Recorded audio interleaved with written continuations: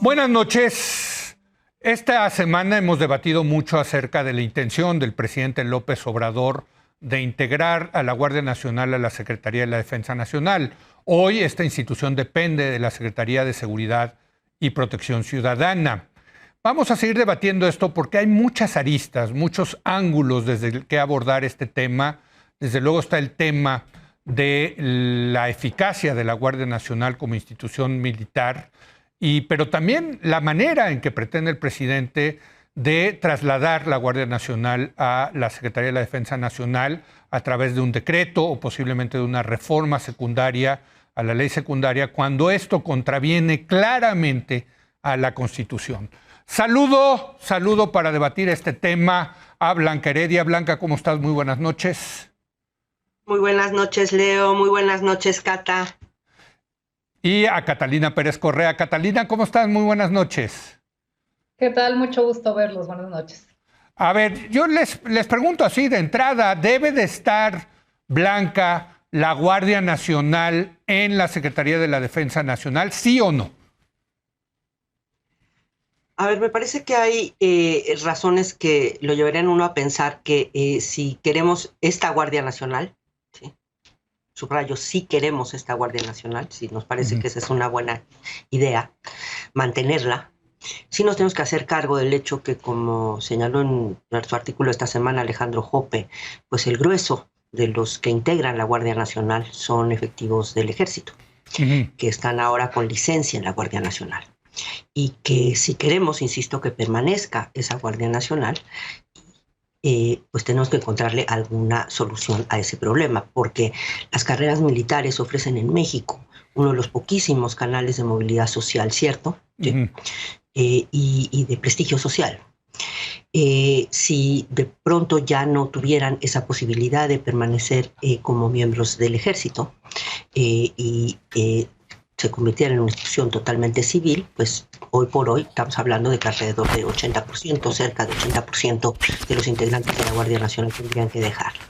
Me parece que la propuesta del presidente de poner a la Guardia Nacional abajo de Sedena responde, siguiendo el argumento y el análisis de Alejandro Jope, responde a esta necesidad. Ahora, dicho lo anterior, eso no quiere decir que necesariamente ni la Guardia Nacional en su estado presente, ni y la verdad, pues ninguna otra de los elementos que han constituido las estrategias de seguridad de Calderón para acá, pues hayan funcionado. Entonces tenemos un problema más serio de fondo, pero antes de eso me refiero específicamente a este asunto de la Guardia Nacional en Sedena. Cómo hacerlo es también fundamental. Pero entonces entiendo que a ti sí te convence que debe de estar en la Sedena, Blanca. Esta Guardia Nacional. Si queremos darle continuidad a la Guardia Nacional, y dado que cerca de 80% de sus integrantes son miembros activos del Ejército con licencia, ¿sí? ¿Cómo resuelves ese problema? Muy bien. Me parece que lo que está haciendo el presidente es buscarle una manera de resolver ese problema. Ahora, ¿cómo lo resuelve? Si viola la Constitución, pues no me parece una muy buena manera de resolverlo, entre otras cosas porque pues deja un montón de vacíos e incertidumbres para todos los involucrados. Ahorita si quieres, le entramos al tema del cómo, ¿no? De lo que está proponiendo el presidente. Pero entonces ahora le pregunto a Catalina. Catalina, ¿debe de estar la Guardia Nacional bajo las órdenes, subordinada a la Sedena en lugar de la Secretaría de Seguridad Pública? Absolutamente no, Leo. Me parece que es una aberración que se esté proponiendo este modelo de seguridad que ha mostrado a lo largo de 15 años el fracaso que implica en términos de reducción de la violencia y de lograr una seguridad sustentable en el país. Me parece que hay que entender bien qué quiere decir que se le dé las funciones de la Guardia Nacional de manera permanente al Ejército. Si nosotros revisamos la ley de la Guardia Nacional, vemos que la Guardia Nacional tiene por lo menos 44 funciones que está en sus manos. Y pasan funciones como prevenir los delitos, detener personas, hacer investigaciones de los delitos, espionaje cibernético, pueden intervenir comunicaciones, pueden entrar a nuestros domicilios, pueden pararnos en las carreteras. Todo esto se está proponiendo que sean facultades permanentes del Ejército. En ningún país democrático del mundo se puede o se ve que esto suceda, en el cual se proponga como una alternativa de seguridad democrática darle facultades de espionaje a el ejército de un país. Simplemente es impensable, no existe, ¿no? Hoy vemos Colombia, Chile, por ejemplo, que se están incluso alejando del modelo de la Guardia Nacional Militar, poniendo secretarios civiles a cargo de la Secretaría de la Defensa y tratando de desmilitarizar estos cuerpos de seguridad federal. Ahora, me parece que sí es importante aclarar esto que estaba mencionando Blanca. En efecto, hoy la Guardia Nacional tiene en su mayoría una conformación militar de policías militares y policías navales. Esto ha sido así porque el presidente ha tomado la decisión de ignorar lo que se ordenó a través de la reforma constitucional que dio vida a la Guardia Nacional. En esa reforma lo que se dijo es, se va a crear la Guardia Nacional, se va a prestar de manera temporal a policías militares y a policías navales para conformar la Guardia Nacional, en lo que se logra la conformación de un cuerpo civil. La estrategia está ahí, está puesta en los transitorios de la reforma de la Guardia Nacional. ¿Qué hizo el presidente? Ignorar esto por completo. No solamente ignorarlo, sino además despedir a las policías civiles que sí existían. La Policía Federal, que son policías, muchos de ellos, había corrupción, por supuesto, pero muchos de estos policías que fueron despedidos eran personas súper capacitadas en distintas ramas de seguridad pública, y que además le costó al Estado mucho trabajo capacitar.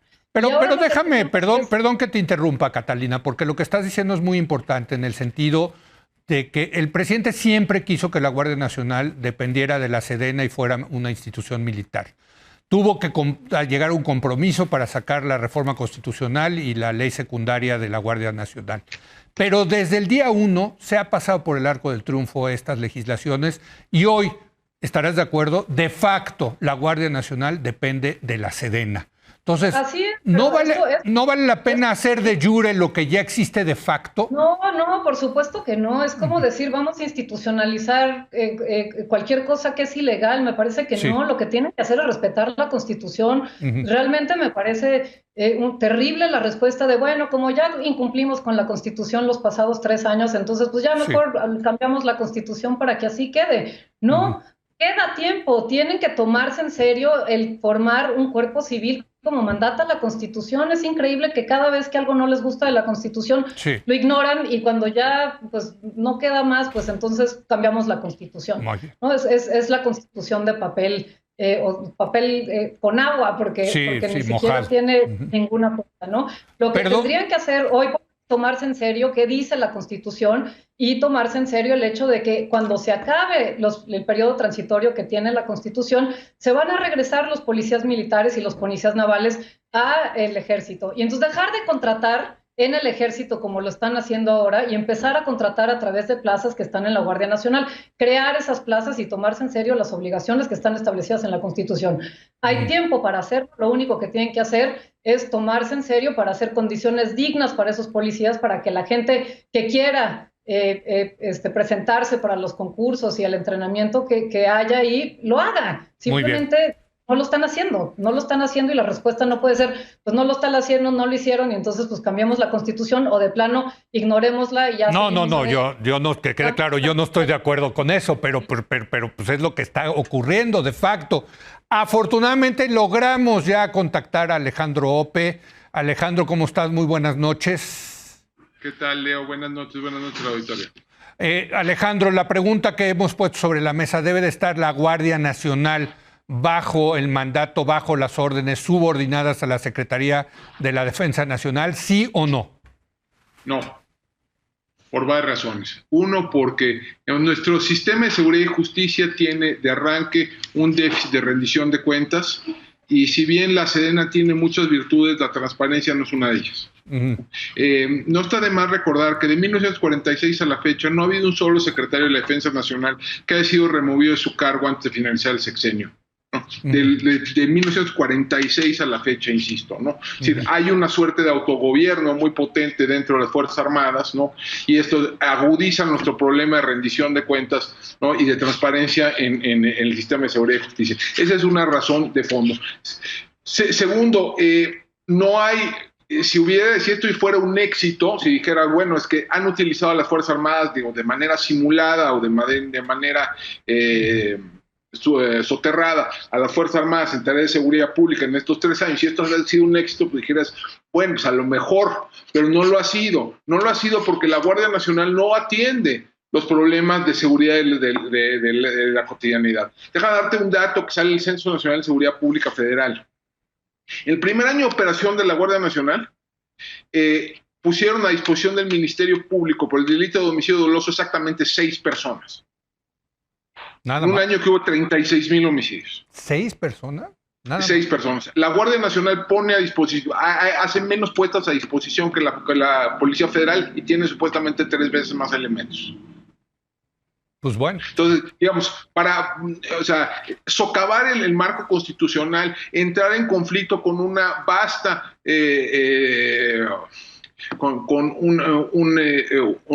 altos vastos antecedentes en materia de derechos, de tratado de derechos humanos, de convenciones internacionales, para que hagan rondines a lo güey, ¿qué es lo que hacen? Pues bueno, a ver, Blanca Heredia, ¿te convence los argumentos de Alejandro y de Catalina? Digamos que yo puedo estar de acuerdo con ellos en teoría, sí. Sí.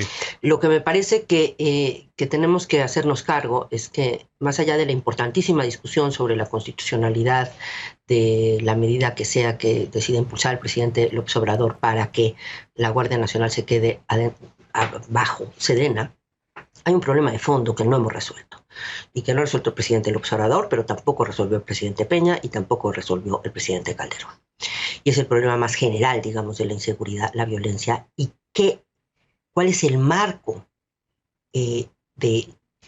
digamos, el marco institucional, pero también el conjunto de la estrategia para enfrentar esos problemas y qué lugar le damos al uso de la fuerza en general y muy particularmente qué rol le damos a la institución más fuerte que hoy por hoy tiene, con todos sus defectos, el Estado mexicano, que es las Fuerzas Armadas, tanto su dimensión, digamos, militar como naval. Ese es un tema que no hemos resuelto como colectividad. No. Y ese es el tema, me parece, de fondo. Sí. Sí, idealmente, a mí me gustaría que hubiera una fuerza totalmente civil, que la policía fuera totalmente civil y todas estas cosas que efectivamente, bien dice Catalina, que pues dan un poco horror que todas esas funciones las asuman ahora los militares. Lo que también vemos es que, digamos, los modelos anteriores de Policía Federal, con sus diferentes nombres, pues tampoco funcionaron muy bien. Y que hasta donde a mí me alcanza la vista, vamos a tener que seguir usando al ejército. En alguna medida. ¿Sí? ¿Bajo qué situación, con qué controles, con una fiscalía digna de tal nombre o no, digamos? He insistido entre otras personas, pero muy especialmente Ana Laura Magalone, ¿no? O sea, si vamos a usar al ejército, al menos construyamos una fiscalía, ¿no? Vamos a usar fundamentalmente al ejército, al menos construyamos. Entonces, pensé que necesitamos una discusión realista que se haga cargo de que no hemos resuelto el problema, que los diseños institucionales que hasta ahora se han intentado no han funcionado. Efectivamente, la militarización no ha funcionado, pero digamos los esfuerzos en el lado de construcción de fuerza civil a nivel federal tampoco han sido tan exitosos. Muy bien. O han sido exitosos un ratito y luego caen. Creo que hay mucho que aprender de experiencias locales y también creo, no está de moda, pero también creo que hay algunas cosas interesantes que aprender de las experiencias internacionales. Me parece que ese debate es fundamental y es un debate que tiene que ser realista, porque pensar que ahorita nos podemos pasar de la noche a la mañana a todo civil, me parece que también es una manera de evitar pensar en el problema. Déjame, Catalina, juntar este argumento de Blanca Heredia al argumento que nos dio ayer Eduardo Guerrero de decir, es tan grave lo que está sucediendo en México en materia de seguridad, con verdaderos ejércitos del lado del crimen organizado, y por cierto, vaya que lo vimos en Jalisco y en Guanajuato en días recientes, que el único que puede resolver esto es otro ejército del otro lado, es decir, las Fuerzas Armadas. Lo pongo sobre la mesa, tanto lo que dice Blanca de tenemos que ser realistas, tanto como lo que dice Eduardo de que el único que puede resolver esto, por lo que hay allá enfrente es tan poderoso como el ejército, es el ejército. ¿Tú qué nos dices al respecto? No, a ver, primero decir que esto no es una discusión teórica, lo que estamos diciendo tampoco es teórico, es la realidad. Y la realidad es que después de 15 años de utilizar y desplegar al ejército, los resultados son paupérrimos. No es cierto que sirve para mejorar las condiciones de seguridad en el país.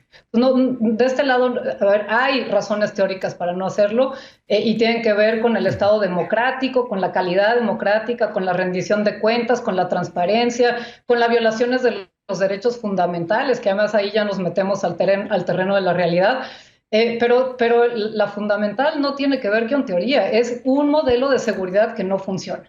Y no funciona, dice Blanca, bueno, pero pues es mejor que las policías. Las policías civiles no han funcionado porque no se ha querido que funcionen. No se les ha dado los recursos. Si uno ve qué presupuesto se le ha dado a las policías estatales y municipales, cuáles son las condiciones laborales de estas policías frente a las condiciones laborales de cualquier soldado, hay unas desigualdades impresionantes que están ahí para ver cómo va a funcionar una policía civil a la cual no se les da siquiera dinero para la gasolina, dinero para sus uniformes, dinero para seguridad social. No tienen seguridad social. ¿Cómo se pretende que funcione? Entonces no se ha querido que funcione y entonces ahora decimos, bueno, pues no funciona, ahora necesitamos casarnos con el modelo de seguridad militarizada, ¿no? Me parece aquí que por supuesto lo que dice Eduardo Guerrero es absolutamente correcto. Hay ya situaciones que son pues, muy graves en el país, pero tampoco es cierto que estas situaciones que son graves justifican el que se le den todas las facultades que se le están dando hoy al ejército. Y ese es uno de los temas medulares. No se les está facultando para hacer combate al crimen organizado, se les está dando facultades para hacer policías de seguridad cotidiana, para estar vigilando las calles. Incluso entre sus funciones está poner multas administrativas. ¿Cómo es posible que se le esté pidiendo al ejército que se haga cargo de infracciones administrativas? Perdón, pero eso no es una respuesta al crimen organizado. ¿Qué va a estar la Guardia Nacional lidiando con la violencia intrafamiliar, con el crimen de robo a transeúnte en transporte público? No se sigue una idea de la otra simplemente. Y entonces me parece que también es un error decir que porque hay crimen organizado, todos los problemas de seguridad en este país necesitan la misma respuesta, que es militaricemos. Démosle más poder, más funciones al ejército, a costa, además hay que decirlo, de la posibilidad de construir policías locales y respuestas locales a los distintos problemas de seguridad que hay en el país. Alejandro, ahora está muy interesante esto, está muy bueno el debate, desde luego, pero decía Catalina, le están dando todas estas facultades y tú lo que dijiste en tu intervención pasada, pues sí, tienen todas esas facultades, pero no las están ejerciendo, están haciendo, te cito, rondines a lo güey. Así es, a ver, deja de ponértelo así. O sea, el problema, digo, Bernardo León, un amigo común estamos en esta mesa, tiene una frase que es muy buena, dice, el problema de la Guardia Nacional no solo es que sea militar, no, el problema es que es una policía municipalota. Es que hace funciones que son sustitutivas de las policías, no complementarias. Creo que en todo caso habría un argumento para crear un cuerpo intermedio, digamos, a la manera de la Guardia Civil española, a la manera de la Gendarmería francesa, etcétera, para funciones muy específicas. Pero esos cuerpos están desplegados fundamentalmente en zonas rurales, en pequeñas poblaciones, allí donde no hay policía. Aquí los tenemos en todas partes haciendo de todo. Digo, hace un mes aproximadamente, la jefa de gobierno de la Ciudad de México, Claudia Sheinbaum, sacó un tuit que me parece espectacularmente revelador del problema, cuando le agradeció a la Guardia Nacional y al Ejército Mexicano su apoyo en el operativo, en el operativo de tránsito que siguió al cierre de la línea 1 del metro. Es decir, estaban poniendo a soldados a decirle, por favor, váyase para allá. No, bueno, me río porque es trágico, perdónenme la risa. Es decir, a ver, el problema es que tenemos que combatir a estos ejércitos del crimen organizado. Entonces, ¿qué están haciendo en operativos? ¿Qué están haciendo en la Ciudad de México? Perdón, y además otra cosa, yo creo que también tenemos que problematizar esta idea que hay unos ejércitos gigantescos, ¿no?, de las bandas criminales, ¿no? Veamos lo que sucedió y que las policías no pueden simplemente estar rebasadas, ¿no? Ve lo que sucedió en Topilejo hace un poco más de un mes. La narrativa es el cártel de Sinaloa invade la Ciudad de México. Eran 10. Bueno. Llegaron 400 policías. Bueno, y lo hicieron bastante bien. Digo, vaya, si hay una policía que funciona es la de la Ciudad de México, Alejandro. Por lo menos tiene tamaño, ¿no? No, claro. Pero digamos, pero déjame ponerte, cualquier policía, una policía medianona, lidia con eso. Sí. O sea, la idea de que está absolutamente rebasada las policías y que no se requieren medidas absolutamente extraordinarias. Pero ¿cómo? Y te leí hoy, por cierto, pero pues, ¿cómo explicas lo de Guanajuato y lo de Jalisco, por ejemplo? A ver, lo de Guanajuato y lo de Jalisco, o sea, no es una... A ver, déjame ponerte, es extraordinariamente sencillo de hacer desde la perspectiva de los delitos. No necesitas un ejército enorme para hacer eso. Sino, si tú ves los videos que circulan en redes sociales, paraban un vehículo, 3 tipos, bajaban a los ocupantes, le echaban gasolina, prendían fuego y se iban. Eso les tomaba 30 segundos y eran 4. Sí. Para hacer todo lo que hicieron, te aseguro que no fueron más de 30 personas. Ahora, muy eficaz porque van con uniformes militares, con armas de alto calibre, con automóviles muy potentes, en fin.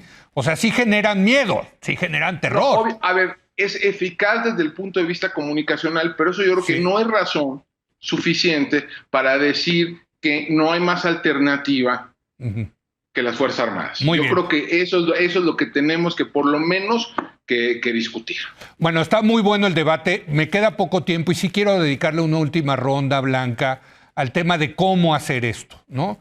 Que es lo que también ha suscitado mucha polémica. Pues ¿cómo que van a cambiar lo que dice la Constitución a través de un decreto o a través de una ley secundaria? Es otra vez buscar, como no tienen los votos para reformar la Constitución, es darle la vuelta a lo que dice la Carta Magna, la ley fundamental, Blanca.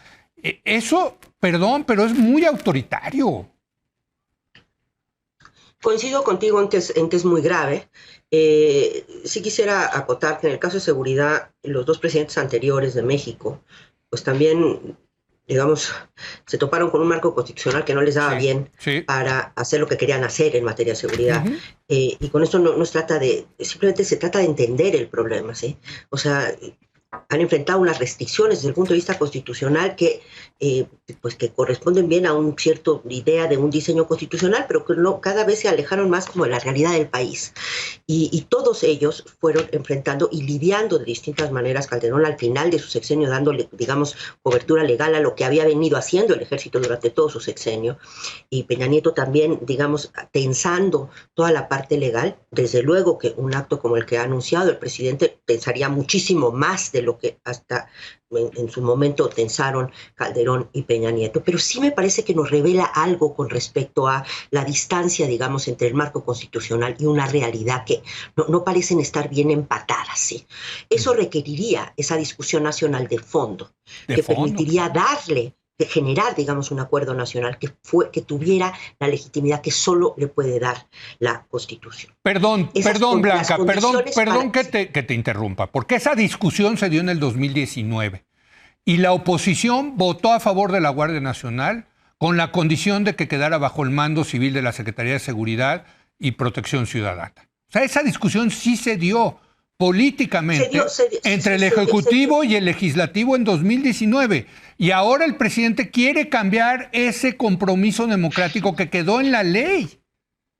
Tienes razón, Leo, y creo que hace mal el presidente y haría mal el presidente en sacar una ley secundaria tipo lo que hizo para electricidad y que esto se acabara teniendo que resolver y que a lo mejor no se resuelva, como pasó también en electricidad en la Suprema Corte. Creo que efectivamente está mal eso. No estoy de acuerdo, sin embargo, en que se haya terminado de dar esa discusión nacional, porque para empezar, la película ha seguido corriendo. Los márgenes de acción que en los hechos heredó Andrés Manuel López Obrador fueron relativamente estrechos, igual que fueron más estrechos los de Peña que los de Calderón. Sí. O sea, cada uno le ha ido heredando al siguiente un amasijo de problemas y restricciones. Cada vez son más limitadas los márgenes de acción. Ahí así es como entiendo, ¿sí?, la decisión del presidente de usar cada vez más al ejército.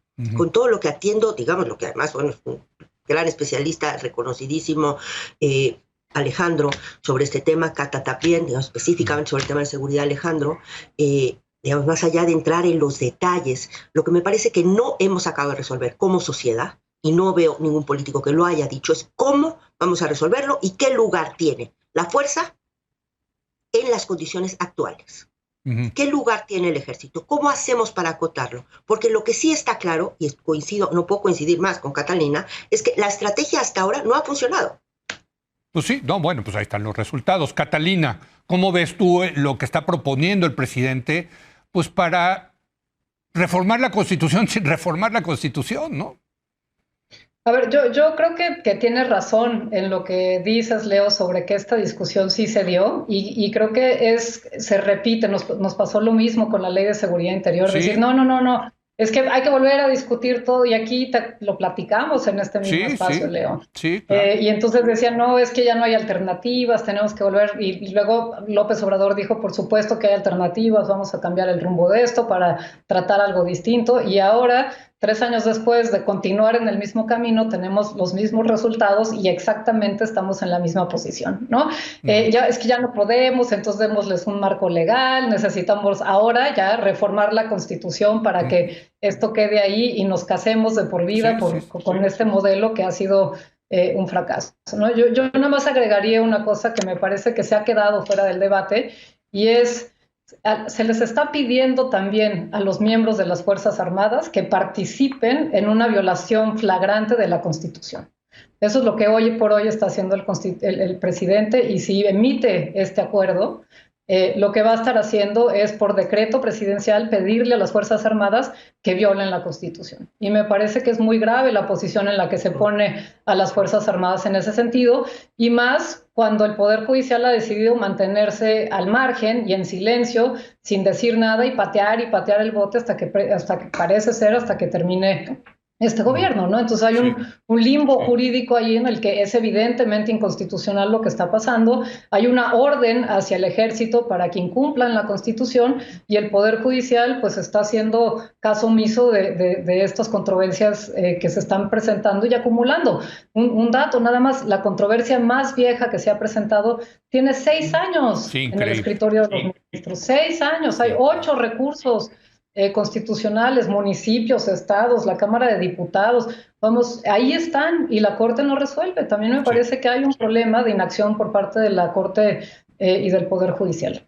Hijo, el tema que toca Catalina me parece fundamental, porque ya anunció el presidente López Obrador que el próximo 16 de septiembre se pasará formalmente la Guardia Nacional a la Secretaría de la Defensa Nacional en el acto de las fiestas patrias. Y esto nos lleva precisamente a quién le tienen que hacer caso las Fuerzas Armadas, a su jefe, su comandante supremo, que es el presidente, o a la Constitución de México.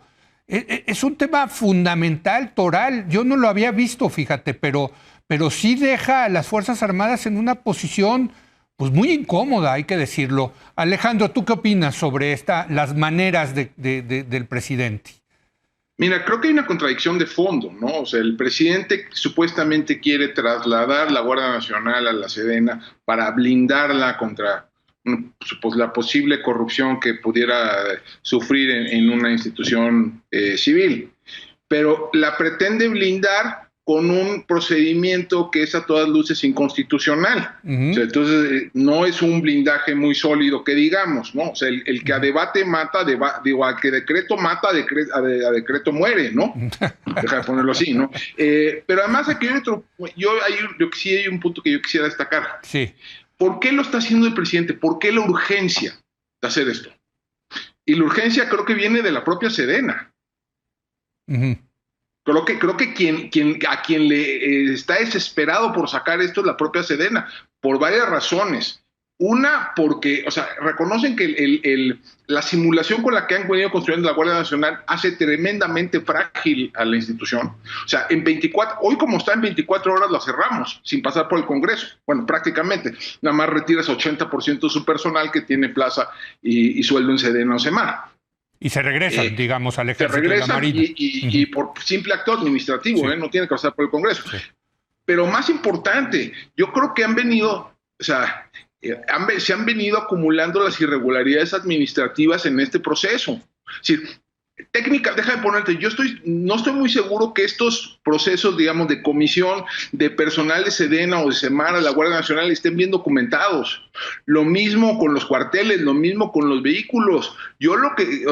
Es decir, yo no sé quién va a ser el guapo que firme esa acta de entrega-recepción.